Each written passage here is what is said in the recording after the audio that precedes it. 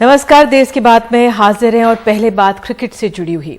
सौरव गांगुली ने दिए हैं नई पारी के संकेत। तो ट्वीट के जरिए एक खास संदेश उन्होंने जारी करके अपने फैंस का समर्थन मांगा है और कहा है कि वो आज एक नई शुरुआत करने जा रहे हैं। अब ये शुरुआत क्या है ये तो उन्होंने नहीं बताया, लेकिन कयास लग रहे हैं कि क्या वो सियासत में कदम रख सकते हैं। हमारे साथ हमारे सहयोगी अखिलेश शर्मा मौजूद हैं। अखिलेश, तस्वीरें जो हम दिखा रहे हैं वो हाल की दिखा रहे हैं, किस तरह से केंद्रीय गृह मंत्री अमित शाह उनके घर गए थे, उनके घर में भोजन किया था। और सौरव गांगुली ऐसी शख्सियत है, जब वो बीमार पड़े थे तो ममता बनर्जी भी पहुंची थी। तो एक तरह से संदेश ये मिल रहा था कि तमाम जो खेमे टीएमसी और बीजेपी उनको अपनी ओर खींचना चाह रहे हैं।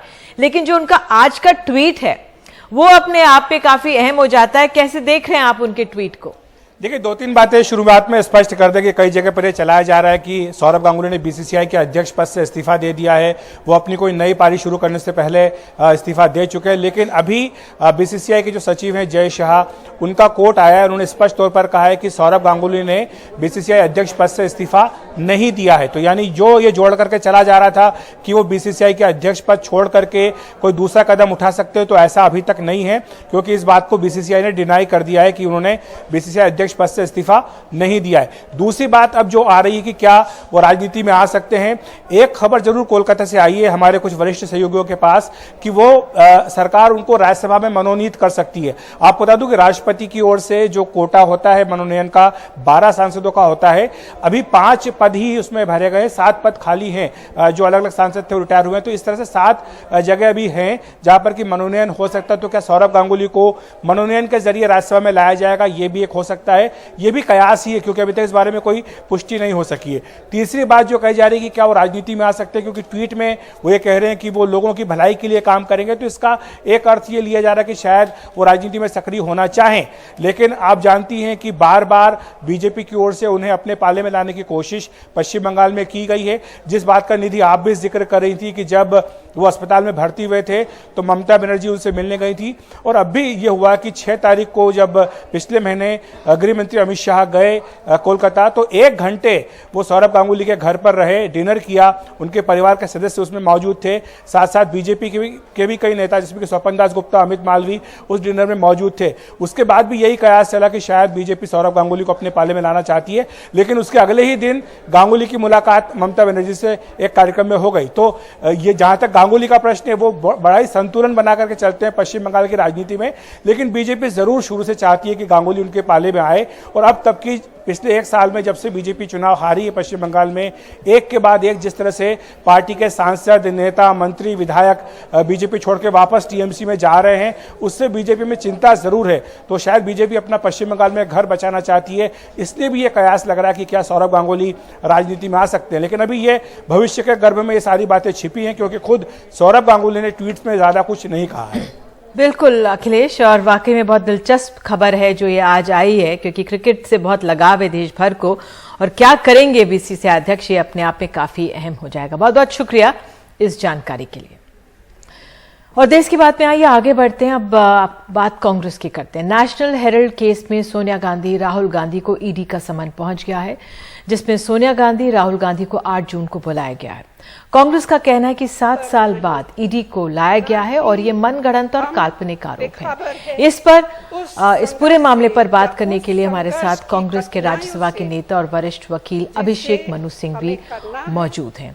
बहुत बहुत धन्यवाद मिसेस सिंघवी समय देने के लिए। मेरा पहला सवाल आपसे यही है कि कांग्रेस राजनीतिक तौर पर इस समय बेहद कमजोर स्थिति में है, और अब ईडी का नोटिस, सोनिया गांधी, राहुल गांधी को नोटिस पार्टी को एक बहुत बड़ी चोट है।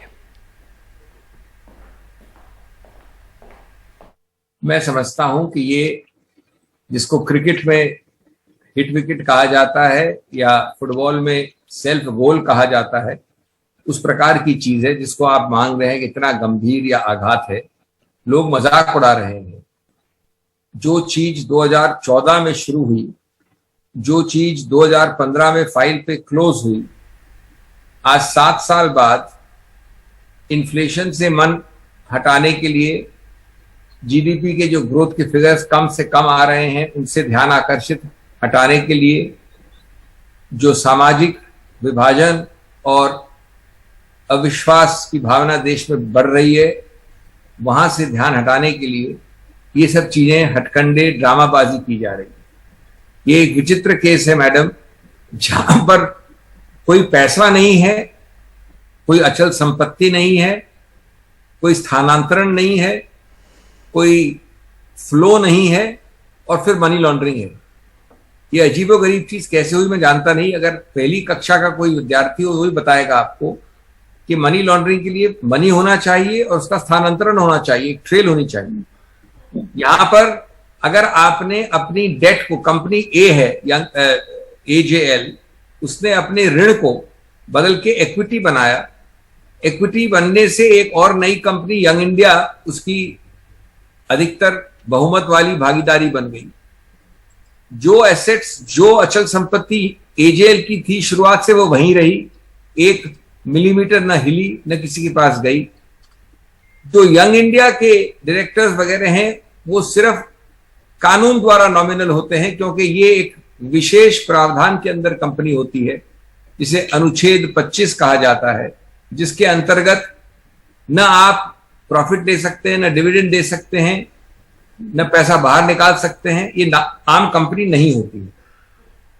बिल्कुल मिस्टर सिंघवी, क्योंकि यंग इंडिया का आपने जिक्र किया, इसमें सोनिया गांधी राहुल की 38% हिस्सेदारी का दावा है और इस मामले के कई पहलू हैं। ये ध्यान भटकाना हो या राजनीतिक कार्रवाई हो, आम नागरिक को कैसे समझाएंगे? ये 2 या 3 चीजें हैं, जैसा कि मैंने आज की प्रेस ब्रीफिंग में कहा विस्तार से। एक, इस देश में हर राजनीतिक प्रतिद्वंदी के विरुद्ध एक प्रतिशोध की भावना, प्रतिशोध की राजनीति, उनको डरा धमका दबाकर अपना काम चलाना, ये कश्मीर से कन्याकुमारी में और गुजरात से पश्चिम बंगाल तक, फारूक अब्दुल्ला से लेके DMK के लोगों तक, मेवानी से लेके ममता बनर्जी के लोगों तक, इसमें सिद्धि माहिर कर ली है इस सत्तारूढ़ सरकार ने। ये उसका द्योतक है। नंबर 2, ये द्योतक है घबराहट का, बौखलाहट का। ये द्योतक है कि किसी तरह से हमेशा जब गलत आंकड़े आए, गलत चीजें आए, जब जनता दुखी हो, नफरत की भावना से देख रही हो, उसका ध्यान मोड़ा जाए, हटाया जाए। और तीसरा, एक प्रकार से मजाकिया कि ऐसे तथ्यों, ऐसे आरोपों पे जहां कोई मनी लॉन्ड्रिंग तो हुई, हम तो सिर्फ मनी लॉन्ड्रिंग की बात कर रहे हैं। अगर आपको लगता है कि मैंने 10 फुट से ज्यादा 15 फुट लीज दे दी AJL की, तो आप लीज के ऊपर एक्शन लीजिए, आप ले चुके हैं। अगर आपको लगता है कि कंपनीज एक्ट के कोई प्रावधान का उल्लंघन हुआ है, तो रजिस्ट्रार द्वारा एक्शन लीजिए। लेकिन आज ये मनी लॉन्ड्रिंग कहां से आता है समझ, और क्या आवश्यक है कि मनी लॉन्ड्रिंग के संबंध में आप शीर्षस्थ नेतृत्व को बुलाएंगे? इसलिए हमने दावा किया है आपके सामने कि निश्चित रूप से सोनिया जी जाएंगी, निश्चित रूप से राहुल जी जाएंगे, बल्कि सोनिया जी तो 8 तारीख को ही जाएंगी। राहुल जी अगर यहां होंगे तो 8 को जाएंगे, नहीं तो निकट भविष्य में जाएंगे। क्योंकि हमको, जैसा हमने कहा, न डरेंगे, न दबेंगे, न भागेंगे, और न आपके द्वारा हम झुकेंगे। आपने फारूक अब्दुल्ला का नाम नहीं लिया, लेकिन दिल्ली के मंत्री सत्येंद्र जैन पर भी कार्रवाई हुई है ED की, मनी लॉन्ड्रिंग का मामला है, आम आदमी पार्टी भी परेशान है, उन पर आप क्या कहेंगे? देखिए, ये मैंने अभी इस वक्त जो आपसे वार्तालाप किया है, ये 1 to 1 किसी और मुद्दे पे है। कोई एक तथ्य किसी केस का और दूसरे तथ्य में तुलना करना गलत होगा। इसमें मैंने आपको समझाया कि ट्रांजैक्शन क्या था, और उस ट्रांजैक्शन में जब प्रॉपर्टी कोई हिली नहीं कहीं से, न मूवेबल रुपया, न अचल संपत्ति, तो वहां हो ही नहीं सकता ये ऑफेंस। अब सत्येंद्र जैन के केस में तथ्य फर्क है, नहीं है, क्या है न मैं जानता हूं, लेकिन तुलना करना, दोनों को बराबरी करना गलत होगा। ये तो पुराना केस है, 7 वर्ष पहले इसकी फाइल क्लोज हो गई थी। हमने कहा आज प्रेस कॉन्फ्रेंस में कि आपने उन ED के नेतृत्व में किसी को बदलाव किया, हटाया, और उसको कहा कि वापस पुनः शुरू करिए। आखिर में सवाल यह है कि कांग्रेस अब आगे बढ़ेगी कैसे? कुछ नहीं, हम तो पूरी तरह से राजनीतिक, सामाजिक, कानूनी जो विभिन्न तौर तरीके हैं उससे इसका सामना करेंगे। जाएंगे, माननीय सोनिया गांधी जी जाएंगी, माननीय राहुल गांधी जी जाएंगे, और इस सब से हम शर्माएंगे आपको यानी बीजेपी को हम शर्माएंगे कि आप किस प्रकार से कठपुतलियों को रखकर, चाहे वो सीबीआई हो, ईडी हो, आईटी हो, इत्यादि इत्यादि, आप समझते हैं डराना, धमकाना, झुकाना। लोग आप पे हंस रहे हैं और पूरा देश ये नोट कर रहा है, और समय हमेशा जो है बलवान होता है, इसलिए थोड़ा आप गणतंत्र और लोकतंत्र की भी लाज रखिए।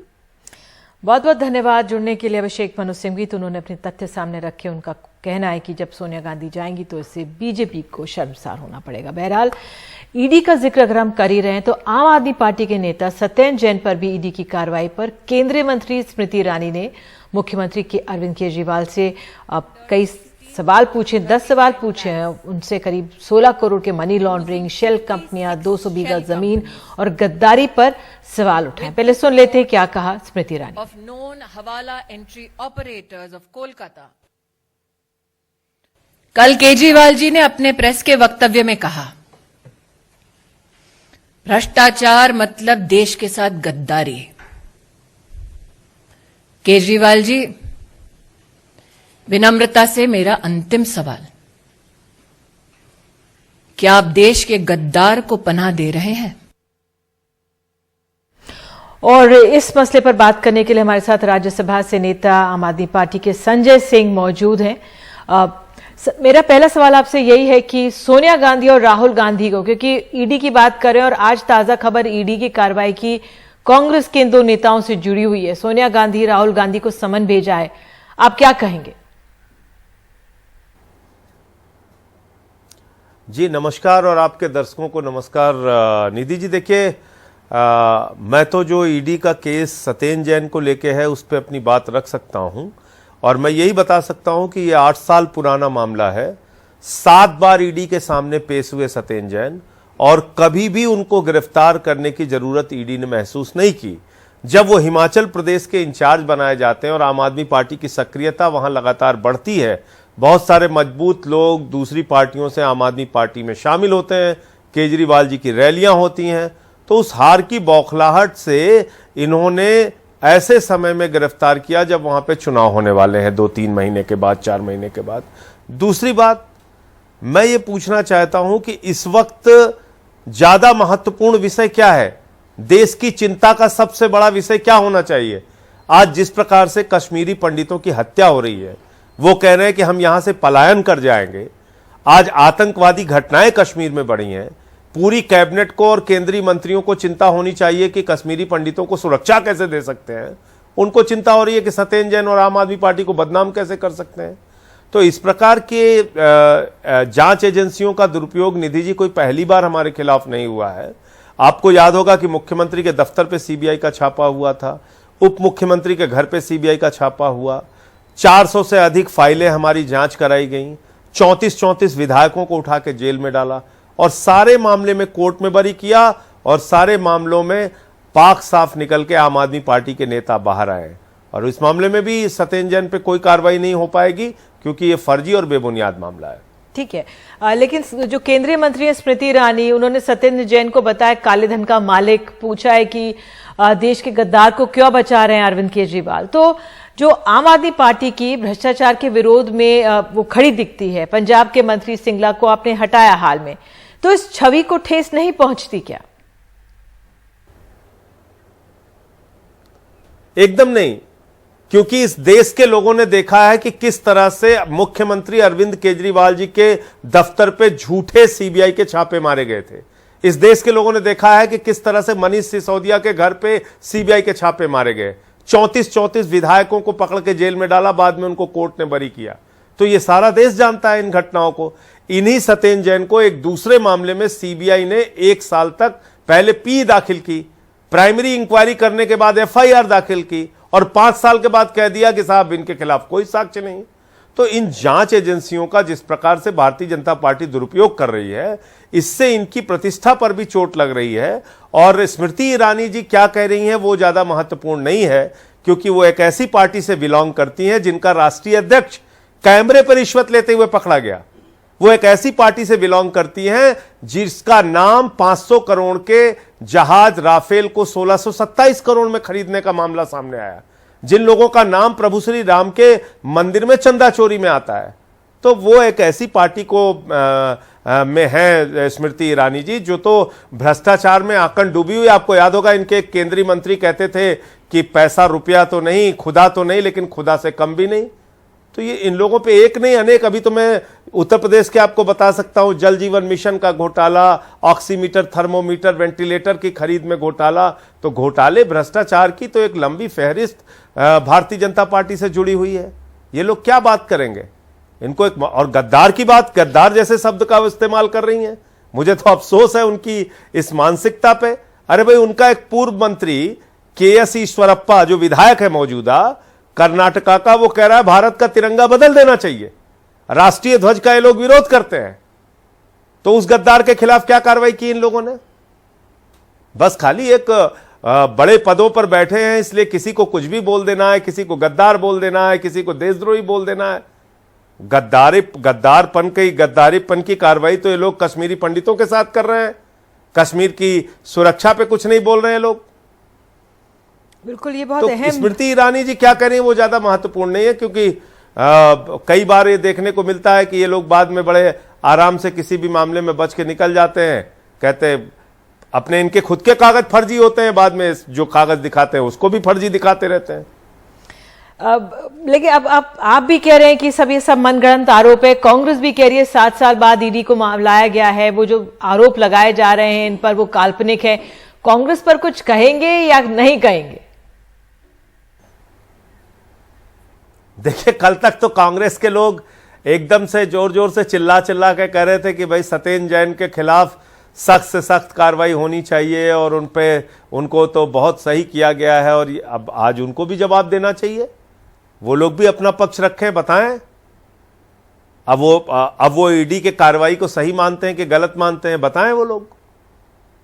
तो ईडी और सीबीआई जैसी जांच एजेंसियों का दुरुपयोग होता है, ये कोई पहली घटना नहीं है।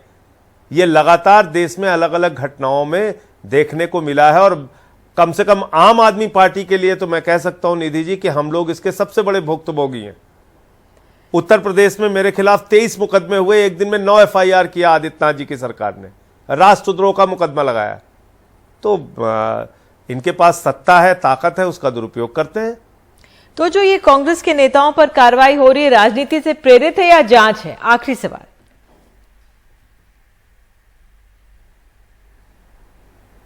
नहीं, मैं ये कह रहा हूं कि ईडी, सीबीआई, इन तमाम एजेंसियों का दुरुपयोग भारतीय जनता पार्टी अलग अलग घटनाओं में करती रही है। और मुसीबत यह हो जाती है कि जब वो दुरुपयोग आम आदमी पार्टी के खिलाफ होता है तो कांग्रेस बीजेपी दोनों एक हो जाती हैं। वो एक स्वर में चिल्लाने लगती हैं, हाँ इन पे कार्रवाई करो, इन पे कार्रवाई करो। आज कांग्रेस पार्टी पर भी ये ईडी की कार्रवाई होने जा रही है, राहुल गांधी और सोनिया गांधी पर उनको भी नोटिस मिली है। तो कांग्रेस पता है अपना पक्ष रखे। सत्येंद्र जैन की कार्रवाई को आप सही मानेंगे और राहुल गांधी और सोनिया गांधी की कार्रवाई को आप गलत मानेंगे, तो ये दोहरा मापदंड नहीं चल सकता ना। आप अपना पक्ष रखिए, बताइए कि आपके साथ क्या गलत हो रहा है, सही हो रहा है। मैं तो बता रहा हूं आपको, 8 साल में 7 बार बुलाया उनको, और बार बार कभी उनको गिरफ्तार करने की जरूरत महसूस नहीं हुई। अचानक जब चुनाव आया तो गिरफ्तार कर रहे हैं। और आज जब कैबिनेट मंत्री को चिंता होनी चाहिए, भारत की सरकार को चिंता होनी चाहिए, मोदी जी को चिंता होनी चाहिए कश्मीरी पंडितों की सुरक्षा की, तो वो चिंता कर रहे हैं सत्येंद्र जैन को कैसे बदनाम करेंगे और आम आदमी पार्टी को कैसे बदनाम करेंगे। तो ये बड़ी अफसोसजनक बात है। आज कश्मीरी पंडित कह रहे हैं कि हम पलायन कर जाएंगे। आप सोचिए, ये कोई मामूली बात है क्या? आप बताइए कि कल तक ये लोग कश्मीरी फाइल्स फिल्म के लिए पूरे देश में रोते रोते घूम रहे थे, आज उनकी हत्याएं हो रही हैं, तो आप उस पर नहीं बोलेंगे, उस पर आवाज नहीं उठाएंगे आप लोग। तो ये बहुत ही एक अजीब सा चेहरा इस सरकार का देखने को मिल रहा है देश के सामने। संजय, आप हमारे साथ जुड़े इसके लिए बहुत बहुत शुक्रिया। और बौखलाहट आम आदमी पार्टी की, कांग्रेस की साफ नजर आ रही है। और जो ये बीजेपी पर आरोप लग रहे हैं कि क्या जो हमारे संस्थान है उनका दुरुपयोग हो रहा है, ये एक विपक्ष एक बड़ा सवाल खड़ा कर रहा है। लेकिन विपक्ष एकजुट नहीं है, क्योंकि ना कांग्रेस आपके समर्थन में दिख रही है, ना आप कांग्रेस के समर्थन में दिख रहा है, क्योंकि ये ईडी की कार्रवाई दोनों पर हो रही है और ये पेचीदगियां हैं जो राजनीति में बरकरार रहती हैं। बहरहाल एक छोटा सा ब्रेक हम लोग ले रहे हैं और ब्रेक के बाद हम आपको पंजाब ले चलेंगे। सिद्धू मूसेवाला मामले की जो जांच है वो कितनी आगे बढ़ी है, उस पर आपको एक रिपोर्ट दिखाएंगे। बने रहिए हमारे साथ।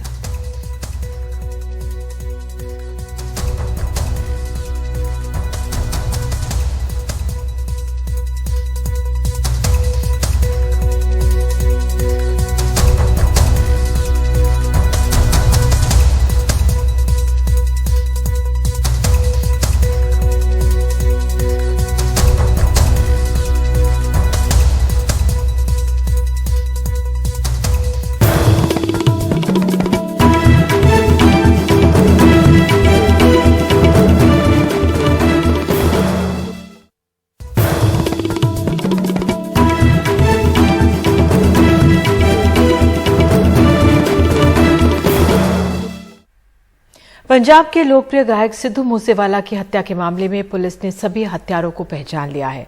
पुलिस का दावा है कि हत्या में गैंगस्टर लॉरेन बिश्नोई और गोल्डी बराड़ का हाथ है। हालांकि गोली चलाने वाला पुलिस की गिरफ्त से बाहर है। मानसा से मुकेश सेंगर की ग्राउंड रिपोर्ट। जिन शूटरों ने सिद्धू मूसेवाला पर गोलियां बरसाईं, उन सबकी पहचान हो गई है। ये दावा पंजाब पुलिस का है। पुलिस के मुताबिक हमले में बोलेरो और कोरोला कार का इस्तेमाल हुआ। हमलावरों ने आगे जाकर कोरोला कार छोड़ दी थी और एक राहगीर की ऑल्टो कार छीनकर भागे थे। पुलिस ने तीनों गाड़ियां बरामद कर ली हैं। अभी तक 3 तरह के हथियारों के इस्तेमाल के सबूत मिले हैं। इस जुर्म में 2 गाड़ियों का प्रयोग किया गया है, कोरोला और बोलेरो, और एक अनुमान है कि 6 से 7 शूटर्स इसमें दोनों गाड़ियों में मिला के जो हो सकते हैं। जो ऑल्टो कार है वो स्नैच की गई थी क्राइम के बाद में। हत्याकांड में सर किस तरह के वेपन का इस्तेमाल किया गया? अलग अलग वेपन थे, किस तरह के वेपन थे? अभी डिटेल में कहना मुश्किल होगा क्योंकि बैलिस्टिक रिपोर्ट पेंडिंग है, पर 7.62 9 mm और 0.45 बोर्स और 0.30 बोर हमें वहाँ पे मिले, जो कि प्रोहिबिटेड बोर्स हैं। पुलिस के मुताबिक वारदात से जुड़े कई सीसीटीवी फुटेज मिले हैं, जिसके जरिए हमलावरों के आने और जाने का रास्ता पता चला है। सिद्धू के घर के बाहर लगे सीसीटीवी कैमरों से पता चला है कि वारदात से 4 दिन पहले से कोरोला कार उनके घर के आसपास आ रही थी। वारदात दिन वाले सिद्धू अपनी मौसी की बीमारी की खबर सुनते ही अचानक बरनाला के लिए निकल पड़े। थार कार में 5 लोगों के बैठने की जगह नहीं थी, इसीलिए उन्होंने सुरक्षा कर्मियों को साथ नहीं लिया। सिद्धू के बगल में गुरप्रीत बैठा था और पीछे वाली सीट पर गुरविंदर। इसी बीच पीछे से किसी ने एक गोली चलाई जो पीछे बैठे गुरविंदर को लगी। उसके बाद सिद्धू की कार को ओवरटेक कर आगे से फायरिंग हुई। सिद्धू ने भी जवाब में अपनी पिस्टल से 2 राउंड फायरिंग की और भागने की कोशिश की, लेकिन ऑटोमेटिक हथियारों से तीनों तरफ से फायरिंग होने लगी और सिद्धू मारा गया। पुलिस के मुताबिक इस मामले में देहरादून से मनप्रीत को गिरफ्तार किया गया है, जबकि पंजाब की जेलों से सरज और एक दूसरे मनप्रीत को प्रोडक्शन वारंट पर लाकर पूछताछ चल रही है। तीनों लॉरेंस बिश्नोई गैंग के गैंगस्टर हैं।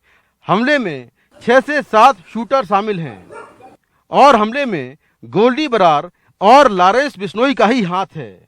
लॉरेंस बिश्नोई गैंग और लकी पटियाल गैंग के बीच जो राइवलरी है, उसके जो विक्टिम है वो कहीं हो सकते हैं। तो सिद्धू मूसेवाला का इसमें क्या रोल था? मतलब क्यों मारा, उनको क्यों टारगेट किया? हमें प्रिलिमिनरी पता जो चला है अभी तफ्तीश के दौरान, तफ्तीश अभी चल रही है, कि जो उनके मैनेजर था उनका कहीं ना कहीं रोल फिगर किया था। अच्छा। जो विक्की मिड्डू खेड़ा मर्डर केस में कहीं ना कहीं फिगर किया था। इसमें ऑलरेडी पहले भी डीजी साहब की तरफ से जो बात रखी जा चुकी है, तो उसी केस में मुझे लगता है कहीं ना कहीं रोल इसका हो सकता है। पंजाब पुलिस इस मामले में केंद्रीय एजेंसियों और अलग अलग राज्यों की पुलिस की मदद ले रही है। गोल्डी बराड़ के खिलाफ रेड कॉर्नर नोटिस जारी करवाया जाएगा। पंजाब पुलिस जल्दी ही दिल्ली से लॉरेंस बिश्नोई को अपनी कस्टडी में लेगी। आगे गैंगवार ना हो, पुलिस इस पर नजर बनाए हुए है। इधर सोशल मीडिया पर नीरज बबानिया, कौशल और बाम्बिया जैसे गैंगस्टर मूसेवाला के शूटरों को मारने की खुलेआम धमकी दे रहे हैं। सवाल यह है कि जब पंजाब पुलिस को ये मालूम था कि सिद्धू मूसेवाला की जान को खतरा है, तो इतनी लापरवाही क्यों बरती गई? अब सिद्धू मूसेवाला की हत्या के बाद पंजाब में सबसे बड़ा खतरा गैंगवार का है, जिसे रोकना पंजाब पुलिस के लिए एक चुनौती है। मानसा में कैमरामैन अश्विनी मेहरा के साथ मैं मुकेश सिंह, एनडीटीवी इंडिया।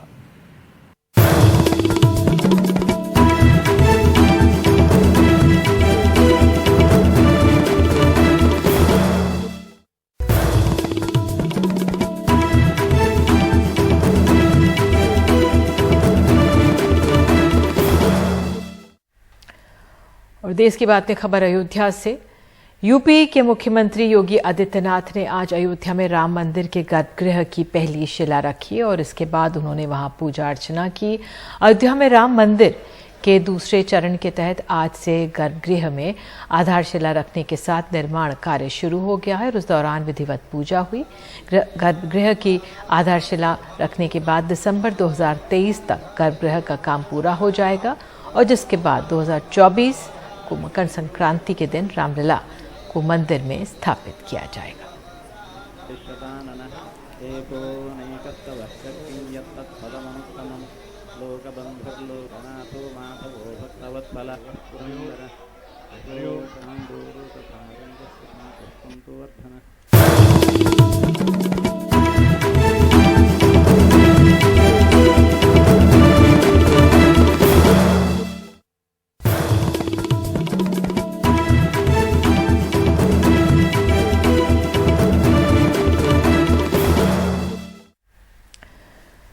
देश की बात में बात अब केके की। केके कल रात को अपनी बेमिसाल मखमली आवाज में वही कर रहे थे जिसकी वजह से उन्होंने सबके दिल जीते थे, यानी अपने गीतों का जादू बिखेर रहे थे। कोलकाता के नजरूल मंच पर गाते गाते अचानक उनकी तबीयत बिगड़ गई। उनको सुनने वालों को पता ही नहीं चला कि अब ये आवाज सुनाई देगी तो बस रिकॉर्ड्स पर। कुछ तस्वीरें कॉन्सर्ट की उससे पहले की सामने आई हैं, जिसमें से एक तस्वीर में दिख रहे हैं कि केके गर्मी लगने की शिकायत कर रहे हैं, पसीना पोंछते हुए भी नजर आ रहे हैं। खबर है कि उस वक्त एसी भी वहां ठीक से काम नहीं कर रहे थे और केके ने खुद के ऊपर से स्पॉटलाइट कम करने को कहा था।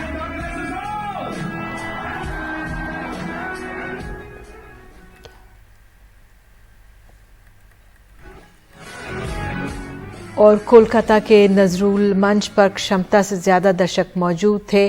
वहां सिर्फ 2700 लोगों के बैठने की जगह थी, लेकिन 7000 से ज्यादा लोग जमा थे।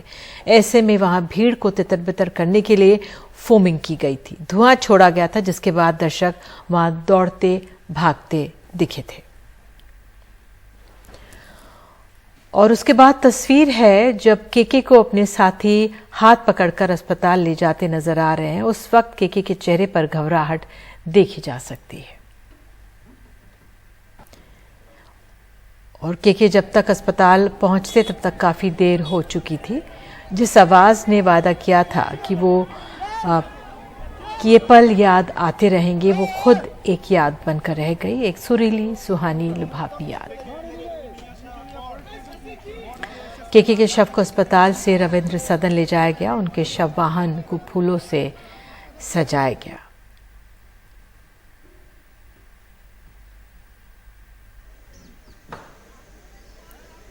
और कोलकाता के रविंद्र सदन में केके को श्रद्धांजलि दी गई। उन्हें गन सैल्यूट दिया गया। इस मौके पर पश्चिम बंगाल के मुख्यमंत्री ममता बनर्जी भी मौजूद थे।